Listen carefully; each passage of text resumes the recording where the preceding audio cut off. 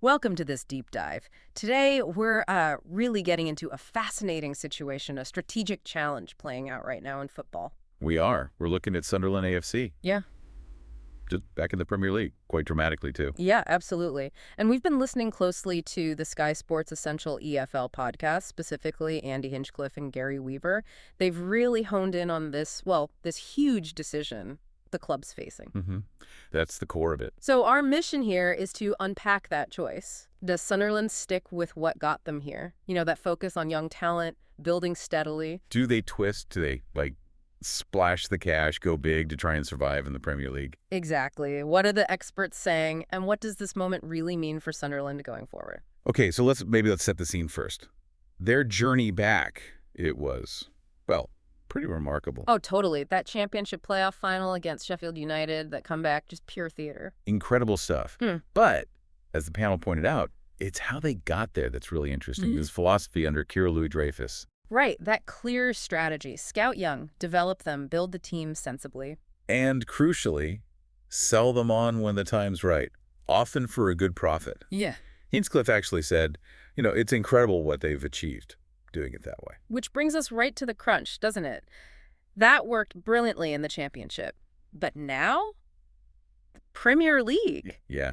Hinchcliffe frames it as a big decision now. Stick with the blueprint, the youth focus. Or change, spend big to try and stay up. Well, this is where, the Premier League reality bites. Yeah. Hinchcliffe was pretty direct about it. He said, looking at the squad on paper, he reckons they might not stand much of a chance if they don't strengthen significantly. It's a huge step up in quality. Wow, okay. That's stark. But surely the promotion money helps. That massive financial boost. Oh, absolutely. That's a key point Hinchcliffe makes. The money means they'll be in a strong position even if they do go back down. Ah, right. So there's a cushion there. Definitely a cushion compared to staying in the championship. Yeah. But it's not quite that simple. Gary Weaver added a really important bit of context. It's not all just free cash washing around. Right. Sunderland still face significant costs. Think bonuses, add-ons for players they've already signed, payments that trigger because of promotion or appearances. Ah, okay. So those previous deals suddenly cost more, now they're up. Got it. That makes things, more complex. Exactly. But on the player side, there was some confirmed good news the panel flagged. Enzo Laffi signing permanently. Oh, yeah. That looked like a great move. Weaver was really impressed, called him brilliant, said what a move that's been. And apparently, Regis Labris texted Laffi months before the deal happened. Shows it was a long-term target. Interesting. So player movement is obviously key to this whole puzzle. We know Tommy Watson's gone to Brighton. Right. Young talent moving on. Yeah. And then there's Joby Bellingham. Been traveling around Germany looking for his next club. The panel's thoughts on Bellingham were quite something. Weaver sort of suggested maybe this was always the plan. Yeah, he called it the Bellingham blueprint. Yeah. Like the idea was always maybe a move to Germany to develop further, push on from there. So promotion might have actually complicated that plan. Possibly. Weaver speculated that maybe the club getting promoted this season was a bit of a surprise for them as well. Perhaps ahead of schedule for that kind of long-term player pathway. And you've got to ask, as Weaver did, would Bellingham really want to be in a potential relegation scrap in the Premier League? Exactly. Is that the best place for his development right now? It feeds back into that whole club strategy. Which Louis-Dreyfus has been very clear about. Bring in young players, develop them. And sell when the time and price are right. Jack Clark leaving is a perfect example they used. Yeah. Made sense then, especially with someone like Tommy Watson coming through before Brighton signed Watson. Which, funnily enough, leads to that other possibility they talked about Watson maybe coming back to Sunderland on loan from Brighton. Huh, yeah. I liked Luke O'Neill's reported comment about looking forward to tackling him. Shows the relationships there. And then, sort of swirling around all this, is the Jordan Henderson link. Obviously the Sunderland connection, but links to Serie A too. Weaver mentioned Henderson being at Wembley for the final.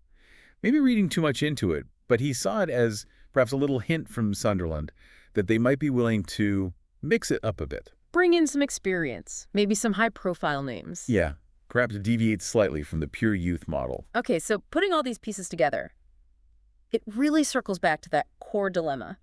Hinchcliffe put it really well. Is it just about survival? Staying up at all costs? Or is it about sticking to the philosophy, the thing that actually got them promoted in the first place? That's the tension, right? A really tough strategic balancing act.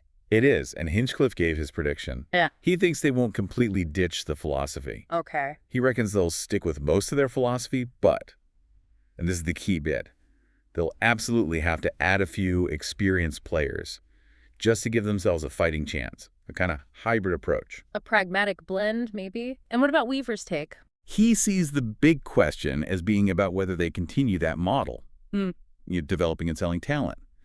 Will the sheer pressure of the Premier League force them away from that? Okay. So if we synthesize what the panel's saying, Sunderland have this model, it works, it's proven, it's built on youth. But bam, they hit the Premier League wall.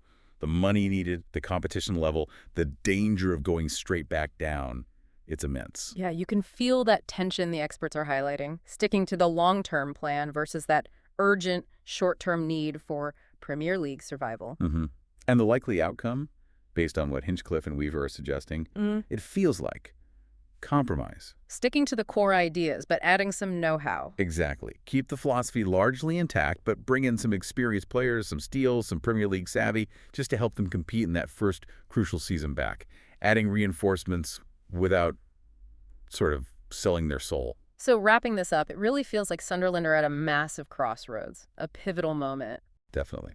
The choices they make right now about balancing that successful youth strategy with the brute force needed for the Prem, it's going to shape everything for them near term. It'll be absolutely fascinating to watch how they navigate it. Do they stick? Do they twist? Or find some middle path? Indeed. And that leaves us, and you listening, with a final thought, doesn't it? In any situation, maybe work, maybe a personal project. How do you make that call? When do you stick rigidly to the strategy that brought you success? And when does a totally new, tougher environment mean you have to adapt, to twist, maybe quite significantly? Something to think about as we keep an eye on Sunderland's next chapter.